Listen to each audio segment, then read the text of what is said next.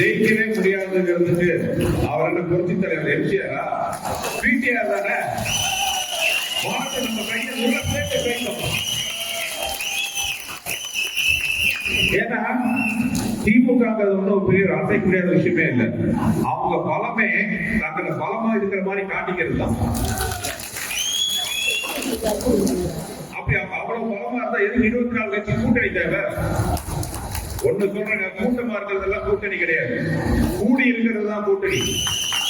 நம்ம கூட்டணி மாதிரி இது அன்பால சேர்ந்த கூட்டணி, பண்பால சேர்ந்த கூட்டணி, கொள்கையால சேர்ந்த கூட்டணி.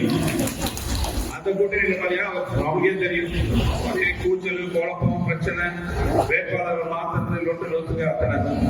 என் பாஷையில் சொல்ல போனா பில்டிங் ஸ்ட்ராங், ஸ்டேட்மெண்ட் வீக். என் பர்சனல் டைலாக் போட்டு எனக்கு வாழ்க்கையிலே சிரிப்பா இருக்குது. நேரம் காப்பி இருக்கிறதால குடும்பமா முடிச்சுக்கிறேன். முந்தா நாள் மதிப்புக்குரிய தமிழக முதல்வர் மதுரைக்கு வந்திருந்தாரு, பேசினாரு. அதுல மத்திய அரசு மதுரையை வச்சுட்டதா சொன்னாரு. இதை கேட்கும்போது சிரிப்புதான் வந்துச்சு. உண்மை என்னன்னா நம்ம எல்லாத்துக்குமே தெரியும். 2015 ஸ்மார்ட் சிட்டிங்கிற ஒரு ஸ்கீம் வந்துச்சு. இந்தியாவின் தலை சேர்ந்த 100 நகரங்களை முன்னேற்றத்துக்காக மத்திய அரசால் கொண்டு வரப்பட்ட ஒரு ஸ்கீம். அந்த ஸ்கீம்ல மதுரை இடம்பெற்றுச்சு. மதுரைக்கு ஸ்பெஷல் அந்தஸ்து கொடுத்திருந்தாங்க. ஹெரிடேஜ் டெவலப்மெண்ட் சொல்லிட்டு தனியா ஒரு அந்தஸ்து கொடுத்தாங்க. அந்த நிதியில பெரும்பகுதி மத்திய அரசும் மாநில அரசும் குறிப்பிடத்தக்க நிதி கொடுத்தா ஸ்மார்ட் சிட்டி திட்டம் உருவாச்சு.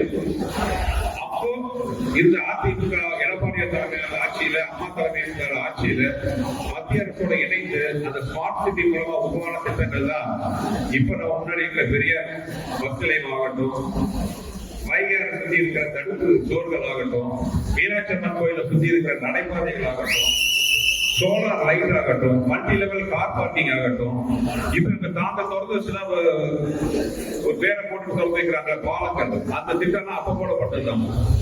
இந்த மாதிரி மதுரைக்கு எத்தனையோ திட்டம் வந்துச்சு. வர வேண்டியிருக்கும் போதுதான் எதிர்பாராத திமுக ஆட்சி வந்துச்சு.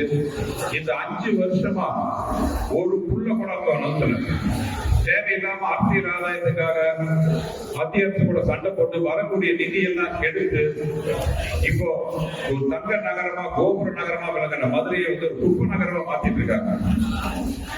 இதுதான் ஆட்சி செய்யற லட்சணம். இப்ப சொல்லுங்க, மதுரையை வஞ்சித்தது மத்திய அரசா இல்லை இந்த ஆண்டு இருக்கிற மாநில அரசா? எல்லா இடத்துலயும் ஊழல், லஞ்சம். மதுரையை சுத்தி பார்க்கும்போது அப்படியே ரத்த கண்ணீர் வருது. எங்க பார்த்தாலும் ரோடு கொண்டு குளிமா இருக்கு, அதுல சாக்கடை ஓடுது, ஒதுக்க கழிப்புணர் கிடையாது. மதுரையில வைகை ஆத்த, ஜெய்மநாத்ல வைகை ஆத்த ஒரு சாக்கடை நதியா மாத்திட்டு இருக்காங்க. கார்பரேஷன் ஊழல் பாத்தீங்கன்னா 200 கோடிக்கிறாங்க. ஆனா ஒரு விஷயம் மட்டும் நான் ஒத்துக்க மாட்டேன், திமுக 200 கோடிக்கு ஊழல் பண்ணாங்கிறத ஒத்துக்கவே முடியல. ஏன்னா அவங்க 200 கோடி ஊழல் பண்றவங்கள சின்ன லெவலில் பண்ண மாட்டாங்க. இது ஆயிரக்கணக்கான கோடி. நம்மளுக்கு வெளியில தெரிஞ்சிருக்கிறது இங்கிலீஷ்ல சொல்லுவாங்க டிப் ஆஃப் தி ஐஸ்பர்க். நமக்கு வெளியில தெரிஞ்சிருக்கிற அளவு பாத்தீங்கன்னா ஒரு 200 கோடி. பின்னாடி எவ்வளவோ இவங்க கொள்ளையடிச்சது. எந்த திட்டத்தையும் உண்மையா நடத்த விடாம எல்லாத்தையும் அரைகுறையா நிறுத்தி. ஒரு பழைய செய்தி ஒண்ணு, ஒரு பெரிய ரோட்ல போயிட்டு இருக்கும் போது 2 பேரை பார்த்தாங்க. ஒருத்தன் 3 அடிக்கு கேப் விட்டு குழிய நோண்டிட்டு இருக்கான். அவனுக்கு பின்னாடி வரவன் அந்த வெட்ட குழிய மூடிட்டு இருக்கான். பெரியவருக்கு ஒண்ணும் புரியல. என்னப்பா அவன் குழிய வெட்டுறான், நீ பின்னாடி போய் மூடிட்டு இருக்க, என்ன விஷயம்? ஐயா, இது அரசாங்க வேலை நடந்துட்டு இருக்கீங்க, ஒரு டெண்டர் ஒர்க் போயிட்டு இருக்கு. டெண்டர் ஒர்க் புரியலையே, என்ன விஷயம்? இல்லையா, அந்த எனக்கு புளிய தோன்ற டெண்டர், இன்னொருத்தருக்கு அதுல செடியை நடுற டெண்டர், 3வது ஆளுக்கு செடியை நடுறதுக்கு அப்புறம் புளிய போடுற டெண்டர். நானும் 3வது ஆளும் கட்டி கரெக்டா பேசி கொடுத்துட்டு டெண்டர் கொடுத்துட்டாங்க. இந்த செடியை நடுறவனோட டெண்டர் ஒர்க் அவுட் ஆகலாம், அவன் கட்டிக்கு பேச்சுவார்த்தை போயிட்டு இருக்கு. நாங்க பணத்தை போட்ட காசு எடுக்கணும் இல்லையா? அதனால நாங்க எங்க வேலையை ஆரம்பிச்சோம்.